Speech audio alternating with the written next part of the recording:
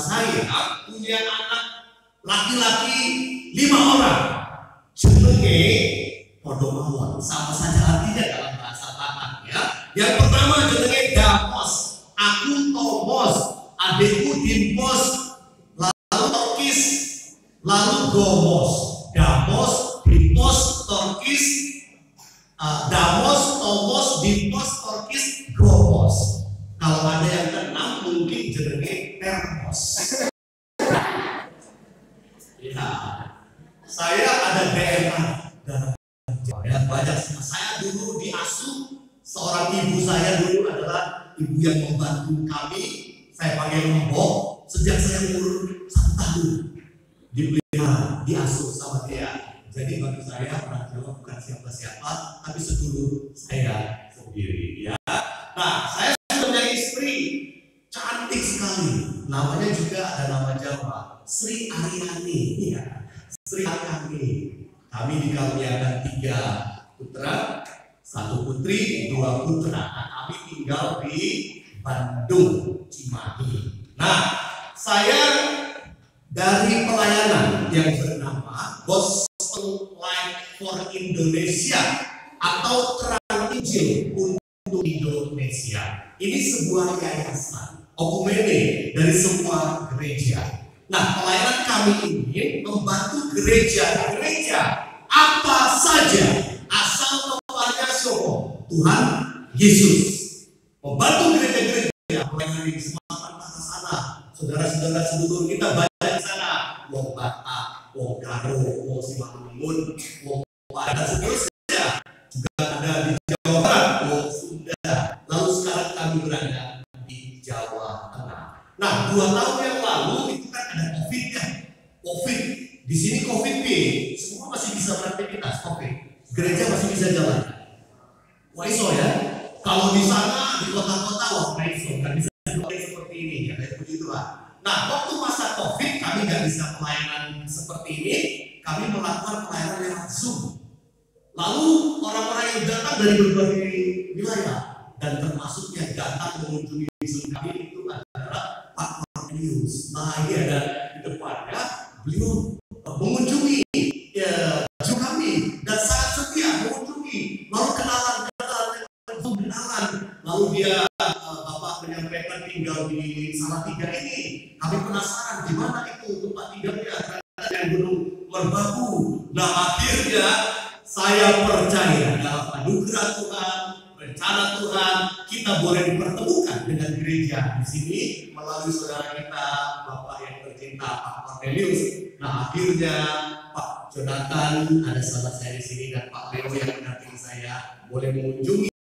Lalu kemudian saya tadi malam baru nyampe di tempat ini. Terima kasih Cornelius dan seluruh jemaat. Kembali saya ucapkan terima kasih untuk kesempatan ini. Saya nanti dalam khotbah nggak bisa bahasa Jawa, tapi sekali-sekali saya pakai bahasa Jawa. Tapi mohon maaf kalau nggak sesuai pengucapannya ya. Mohon maklum dan mohon maaf. Baik, mari sekarang kita mulai. Nah, bisa ditampilkan materinya. Ini, iya. Ya, sambil kita tunggu ya. Nah, sambil menunggu, kita rekan saya bisa berdiri dulu. Pak Pendeta Jonathan ya, yang kenal sama jemaat Pak Leo. Ya, ini juga orang besar dan mendampingi saya. Ya, baik. Iya, inilah tema kita hari ini. Temanya adalah keluarga yang diberkati dan menjadi berkat. Bahasa Jawone, keluarga ingkang diberkahan lan dados berkat. Tapi orang Jawa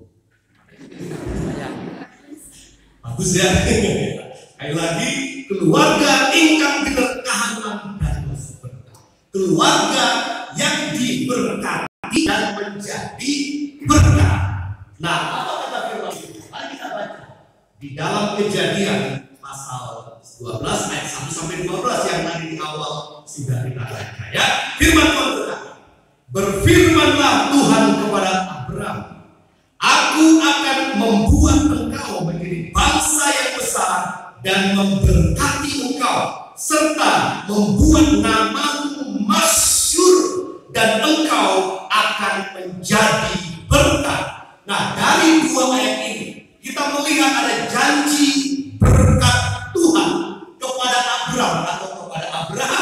Apa itu? Janji yang pertama adalah memberkati Abraham. Aku akan memberkati engkau. Lalu yang kedua, aku akan menjadikan Abraham berkat. Luar biasa. Firman Tuhan mengatakan, aku akan memberkati Abraham. Nama berikutnya dia, dan akan menjadi Abraham berkat.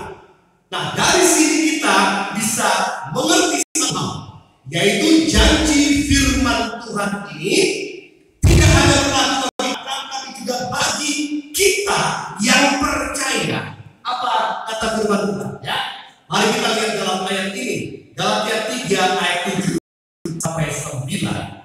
Jadi kamu lihat bahwa mereka yang hidup dari iman, mereka itu anak-anak Abraham.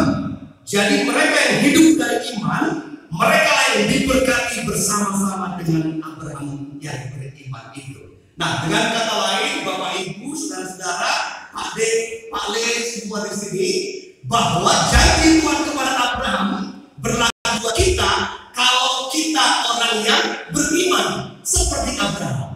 Kalau kita di sini orang yang percaya kepada Yesus, maka janji itu juga diberikan kepada kita bahwa Tuhan akan memberkati kita dan menjadikan kita berkat. Puji Tuhan. Ini janji Tuhan untuk kita. Nah, sekarang pertanyaannya, ya, apa artinya diberkati Tuhan?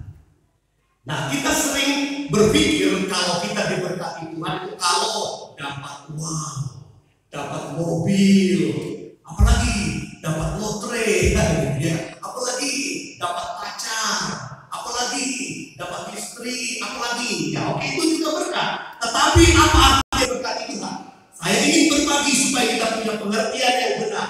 Ketika saya diberkati oleh Tuhan, artinya apa? Apa artinya diberkati Tuhan?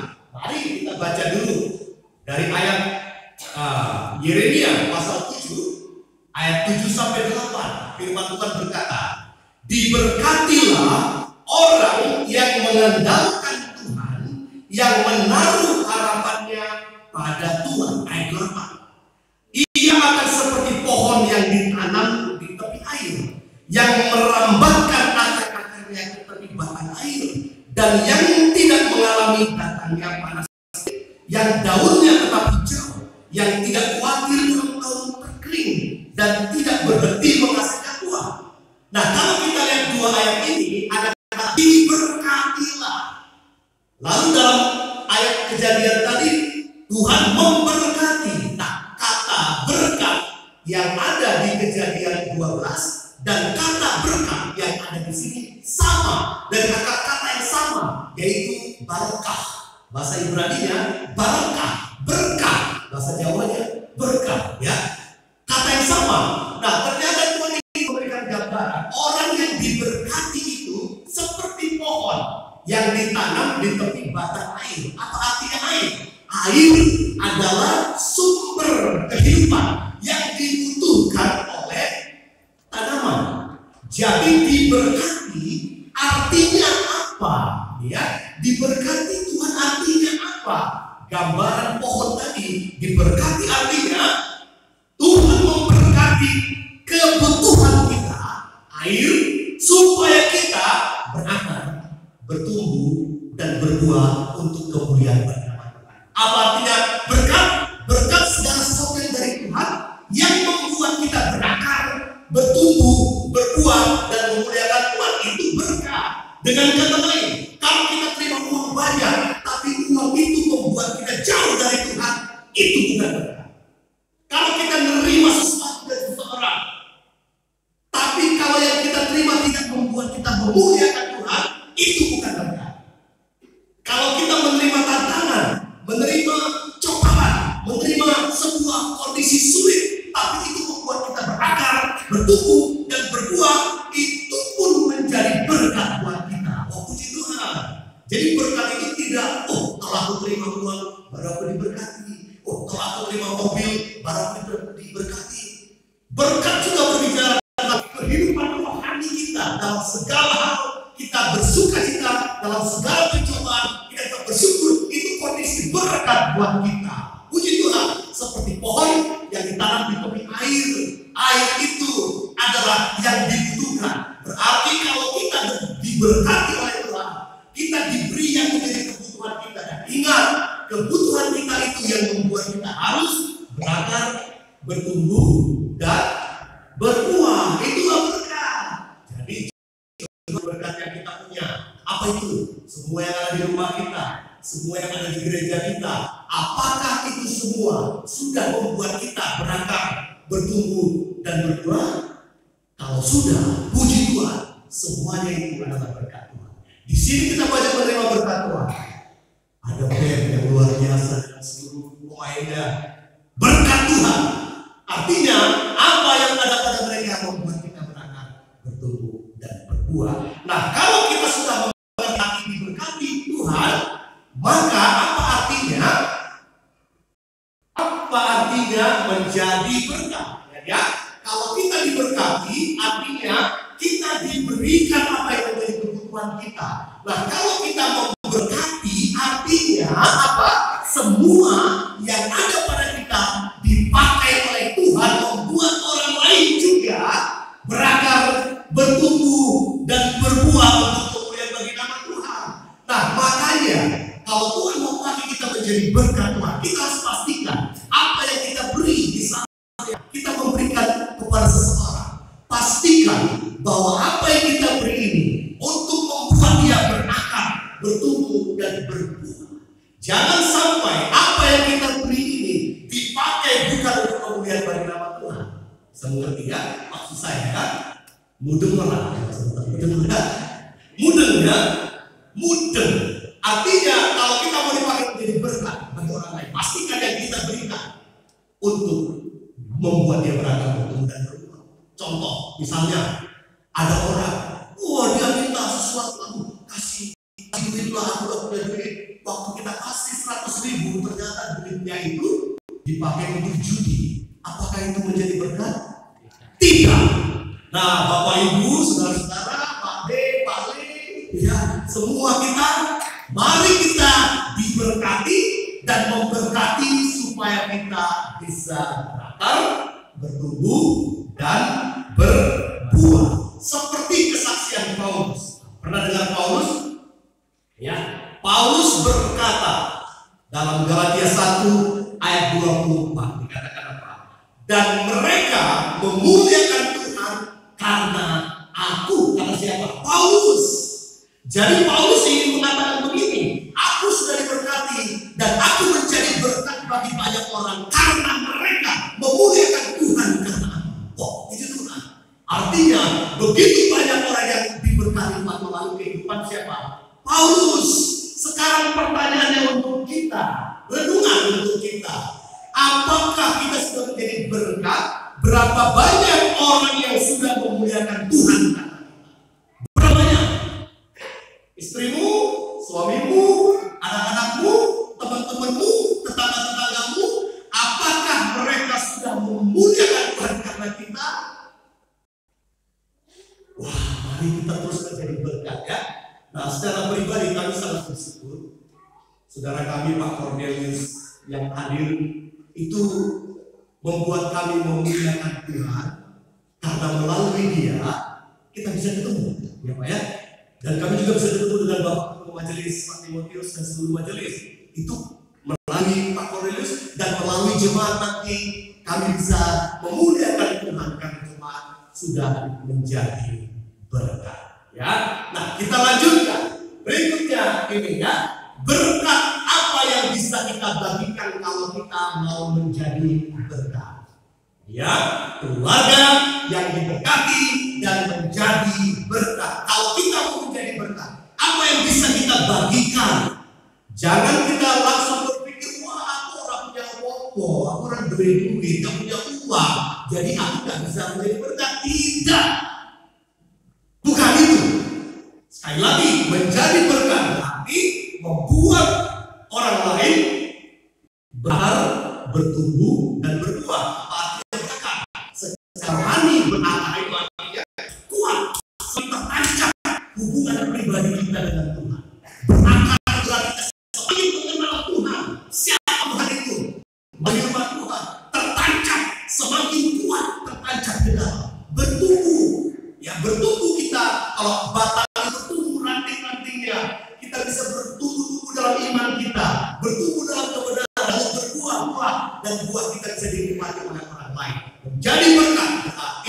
menjadi berkat berarti membuat orang lain berakar, bertumbuh dan berbuah, serta mereka memuliakan Tuhan seperti Paulus tadi. Sekarang apa yang bisa kita berikan supaya kita bisa menjadi berkat? Yang pertama adalah perbuatan baik. Jone nindakaken kebajikan. Api orang. Nindakaken kebajikan. Melakukan kebaikan. Coba mari kita lihat kenapa ini bisa memuliakan, membuat orang memuliakan Tuhan. Mari kita baca Matius 5 ayat 16. Yang pertama ya, demikianlah hendaknya terangmu bercahaya di depan semua orang, supaya mereka melihat perbuatanmu yang baik dan memuliakan Bapamu yang di surga. Yang pertama yang bisa kita lakukan supaya menjadi berkat bagi orang lain adalah kita berbuat baik. Berbuat baik itu nggak perlu duit yang banyak. Berbuat baik itu kita bisa dengan tersenyum, menyapa dia, menolong dia dalam kondisi-kondisi tertentu. Itu kita berbuat kebaikan buat mereka. Itu cara pertama menjadi berkat. Semua kita pasti bisa berbuat baik, pasti bisa. Tidak semua kita bisa memberi uang karena kita nggak semuanya punya banyak uang. Tapi berbuat baik kita semua bisa. Lakukan perbuatan baik kepada setiap orang dengan cara yang dari Tuhan. Nah, mari kita lihat sebuah klip video ya. Ada seorang anak pada waktu dia kecil, dia hidup dalam keluarga yang sangat miskin di sebuah desa. Lalu suatu saat ibu anak ini sakit, dia gak punya uang untuk beli obat. Anak ini pergi ke toko obat, apotek, lalu dia ambil obat, tidak dia bayar, dia kabur. Lalu dia ketangkep. Lalu setelah itu apa yang terjadi? Ada orang tua yang baik hati membantu. Lalu apa yang terjadi 30 tahun berikutnya? Mari kita saksikan ya. 别跑，你给我站！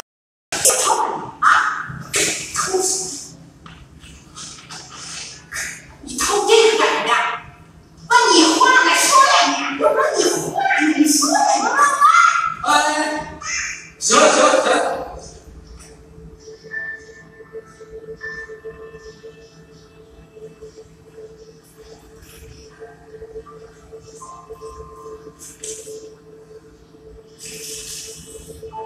以后不许偷了。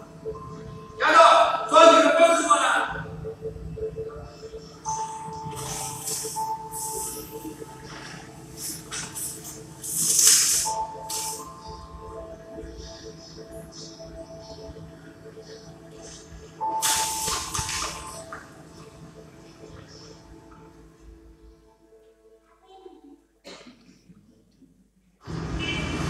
哎，来了，李约。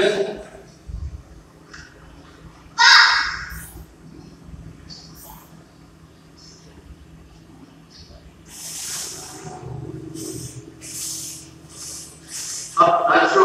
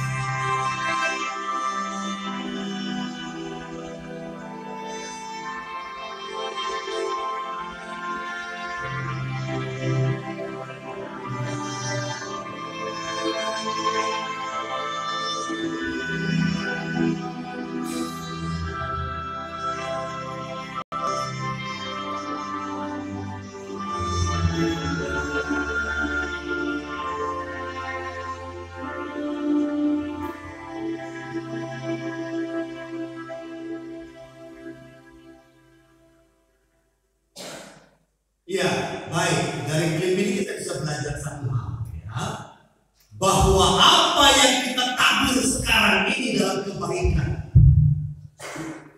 kita suatu saat akan menuai. Kebaikan kita akan kita tuai. Kalau kita tidak tuai di bumi ini, nanti di surga kita akan tuai. Karena itu, Bapak Ibu, saudara yang terkasih, mari kita menjadi berkat dengan berbuat baik kepada siapa saja. Contoh tadi, gak menyangka perbuatan baik dia hanya dengan memberikan obat, membayar obat untuk anak itu, dan memberikan apa? Memberikan bakso untuk orang tuanya. Itu diingat oleh anak itu. Sampai 30 tahun berikutnya dia sudah menjadi dokter, lalu dia tahu orang ini yang pernah berbuat baik kepada dia, lalu dia dengan kasihnya mencoba untuk membayarnya dengan upah. Tidak perlu lagi membayar biaya. Luar biasa ya. Tadi malam Pak Cornelius cerita dia seringkali kalau ada dalam kondisi kepepet lah, perlu ke dokter lah, perlu ada biaya dan sebagainya. Ada saja orang-orang yang pakai Tuhan menjadi berkat supaya Pak Cornelius tidak lagi membayarnya karena kondisi keuangan. Saya percaya hal itu terjadi karena kita berbuat baik, karena kita beramal, ya. Tetapi ingat, bukan perbuatan baik kita ini yang membuat kita ke surga. Jangan sampai kita salah. Perbuatan baik kita bukan itu yang membawa kita ke surga. Perbuatan baik kita nanti di surga akan dibayar upahnya oleh Tuhan ataupun pada waktu kita di bumi ini. Ya, itu yang pertama, yaitu berbuat baik. Lalu yang kedua, bagaimana kita bisa menjadi berkat? Yang kedua adalah dengan melayani sesuai dengan karunia kita. Jowone, apa itu? Ngeladosi miturut karunia. Tapi orang Jawa. Ngeladosi miturut karunia. Melayani sesuai dengan karunia. Mari kita baca ayatnya. Kenapa? Mari kita baca ayatnya. Firman Tuhan mengatakan 1 Petrus 4 ayat 10 sampai 11, ya.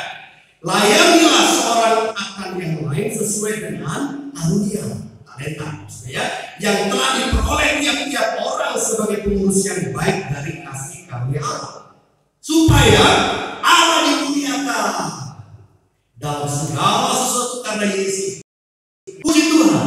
Cara yang kedua kita menjadi berkat, melayani sesuai dengan karunia kita. Yang bisa bernyanyi, ya bernyanyi. Yang bisa bermain musik, bermain musik. Yang pintar menjahit, menjahit. Yang pintar memasak, memasak. Dan pakai itu untuk kemuliaan dari nama Tuhan. Kalau jangan pernah mengatakan aku orang duwe opo, aku gak punya apa-apa. Tidak. Kita punya apa-apa, minimal apa? Tangan kita. Tangan kita bisa pakai memuji Tuhan. Kita punya mata kita. Mata kita bisa pakai memuji Tuhan, menolong orang lain yang mau jatuh ke jurang, supaya kita tarik dengan mata kita, dengan mulut kita bisa memuji Tuhan. Nah, suatu kali Bapak Ibu di sebuah desa kayak begini, ada sebuah gereja. Lalu gereja ini mendengar berita ada gempa, kayak dulu gempa di mana? Di Bantul. Di Bantul, ya. Lalu banyak korban kayak sekarang di Cianjur, ya. Banyak korban di sana. Lalu gereja ini ingin memberikan bantuan, ya. Lalu Pak Pendetanya mengajak jemaat, mari minggu depan kita kebaktian, kita berikan persembahan, lalu persembahan kita kirim ke bencana alam.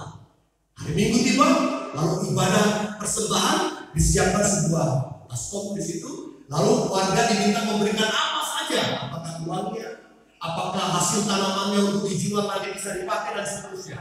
Lalu banyak orang yang maju ke depan memberikan uang, memberikan apa yang ada pada dia. Lalu satu orang anak muda maju ke depan, tapi dia tidak memberi apa-apa, tapi dia berdiri di samping baskom tempat persembahan itu. Dia berdiri di situ sambil menunggu dan dengan wajah yang apa? Air muka yang mau menangis. Pak Pendeta nanya, anak muda, kalau kau sudah memberikan apa yang bisa kau persembahkan, silakan duduk. Lalu dia diam saja di sana. Anak muda, apakah ada yang mau sebelum kita berdoa? Lalu dia bilang begini, Pak Pendeta, Aku orang duwe opo-opo. Aku gak punya apa-apa, tapi aku punya diriku, Pak Pendeta. Aku mau memasukkan diriku ke kantong ini. Pakailah aku untuk nolongin saudara-saudara yang bisa. Wah, Pak Pendeta bilang, wah, puji Tuhan kau mau menjadi sukarelawan di sana. Iya, Pak Pendeta, karena aku gak punya apa-apa, tapi aku punya diriku. Jangan pernah kita mengatakan pada Tuhan, aku tidak punya apa-apa untuk melayani. Loh, yang ada pada dirimu apa? Kamu punya tangan, kamu punya kaki, kamu punya mata, kamu punya hidup. Pakai itu untuk kemuliaan bagi nama Tuhan. Itu artinya melayani sesuai dengan karunia. Jangan pikir yang tinggi-tinggi. Mari kita jadi berkat melalui pelayanan kita. Amin ya. Jemaat GKJTU Gedong bisa dipakai Tuhan menjadi berkat melalui karunia yang ada pada kita. Puji Tuhan ya. Mari kita lihat satu klip. Suatu kali ada seorang anak gadis lahir tanpa tangan. Tangannya ini orang buntung. Lalu waktu dia berumur 2 bulan, orang tuanya tidak tahan lagi mengasuh anak ini, lalu dibuang di suatu tempat. Lalu ada seorang ibu melihat anak itu, lalu kemudian mengasuh, membesarkannya. Lalu anak ini pintar bernyanyi, anak ini diajar pintar bermain piano. Pakai apa main piano orang dua tangan? Pakai apa? Pakai kaki. Lalu dia ikut lomba kalau di Indonesia mencari bakat. Ada pernah yang mencari bakat. Dia orang Romania, dia ikut mencari bakat. Lalu dia tampil di sana. Kita lihat kisahnya ya.